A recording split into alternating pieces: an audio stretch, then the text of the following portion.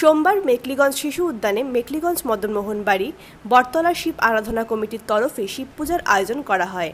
2022 সালে এই পুজোর সূচনা করেন মেকলিগঞ্জের বিশিষ্ট সমাজসেবী ডাক্তার হীরকজ্যোতি অধিকারী ও তার বন্ধুরা। এদিনের পূজায় উপস্থিত ছিলেন মেকলিগঞ্জের বিধায়ক পরেশচন্দ্র অধিকারী, মেকলিগঞ্জ পৌরসভার চেয়ারম্যান প্রভাত পাটনি, মেকলিগঞ্জের বিশিষ্ট সমাজসেবী অমিতাভ বর্ধন চৌধুরী সহ প্রমুখ। এই পূজায় প্রতি বছরই হচ্ছে এবং এই পূজায় যেভাবে আমাদের এই পাড়ার ছেলেরা তারা বিভিন্নভাবে সহযোগিতা করে এই পূজাটা করছেন, তাদেরকে ধন্যবাদ জানাচ্ছি।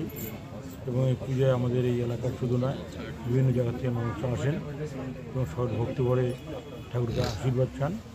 এবছরে সেটা কোনো খামতি হবে না। তো আমরা দেখছি যে এদের উৎসাহ এবং ঠাকুরের কাছে যে প্রার্থনা, সকলেই প্রার্থনা যাতে পূরণ হয়, এটি ঠাকুরের কাছে আশীর্বাদ করি। বিগত 4-5 বছর থেকে আমাদের এই পুজো হচ্ছে। আমাদের মেকলিগঞ্জ মদনমোহন বাড়ি কালচারাল ক্লাবের যারা সদস্য তারা মিলে আমরা এই পুজোটা করি। মেকলিগঞ্জ পৌরসভার যে পার্ক রয়েছে, বাচ্চাদের পার্ক যেটা রয়েছে মেকো হাই স্কুলের উল্টো দিকে, এখানে আমরা পুজোটা করি।